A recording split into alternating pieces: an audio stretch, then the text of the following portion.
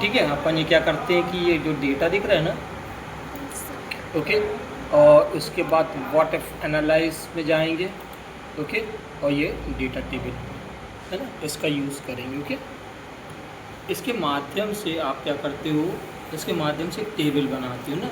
ये देखो, ये चीज़ें जो है बहुत इम्पॉर्टेंट है ना, इसको समझना है।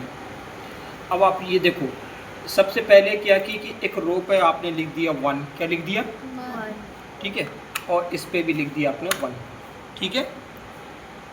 ओके, अब अपन क्या करते हो कि इसका मल्टीप्लाई करेंगे। क्या करेंगे आप? मल्टीप्लाई। तो आपने क्या किया कि इसे मल्टीप्लाई किया A1 मल्टीप्लाई A2, ठीक है, ये मल्टीप्लाई A2, ये अपना मल्टीप्लाई हो गया, दिख रहा है ना। ये देखो, यहाँ पर आपने क्या किया कि इसे मल्टीप्लाई कर दिया। ओके, अब देखो बच्चों, यहाँ पे ये जो टोटल ये वाला जो भाग है, आप ये बात ध्यान रखो, इसी की ही कॉलिंग होगी है, इसी की ही कॉलिंग होगी। कैसे होगी अभी मैं क्लियर कर देता हूँ आपको। अब देखो, आपने क्या किया कि टेबल बना रहे, तो आपने यहाँ से ये 2 की सीरीज़ पकड़ी है ना, 1 2 3 ले रहे हैं, ये इस तरह से इसको फिर सीरीज़ दे दिया। ओके, क्लियर है। फिर आपने क्या किया कि यहाँ से भी एक क्लिक किया और इसकी भी कॉपी पेस्ट अपन सीरियल ले लेते हैं, सीरियल नंबर, ये सीरियल नंबर, ठीक है। इतना तो आप सबको बनता ही है, सीरियल नंबर निकालते हैं, ठीक है।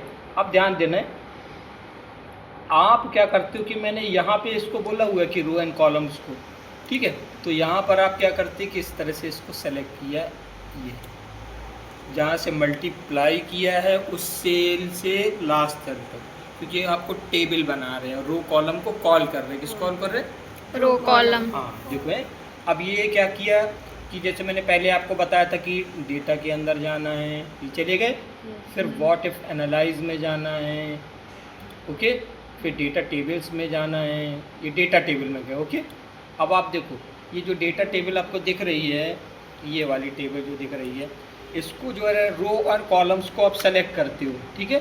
ये देखो, ये रो दिख रही है ना, ये कॉलम्स दिख रही है, तो इसको आपने क्या किया, सेलेक्ट कर लिया। तो सबसे पहले आप क्या करते हो कि ये रो वाला सेलेक्ट करते हो, ठीक है। ये देखो, ये रो जो सेलेक्ट कर लेना है, ओके, क्योंकि आप फिर उसके बाद जो है सेकंड वाले पे इसके बाद कॉलम को सेलेक्ट करना है। क्या करना है?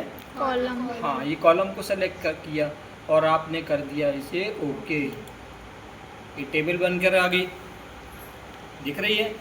तो जैसे मैंने बताया कि रो और कॉलम को जो है उसने रो और कॉलम के कॉल किया हुआ, फर्स्ट A1 देन A2, इनको अपन मल्टीप्लाई A3 से किए और रो और कॉलम को बता दी कि भाई ये रो वाला जो है डेटा कॉल करे और कॉलम वाला, और यहाँ पे मल्टीप्लाई जो है ये मल्टीप्लाई पूरा उसने कर दिया। बात समझ में आया? तो ये होती है आपकी टेबल, जितना लंबा टेबल बनाना चाहते हो बना सकते हो, ठीक है।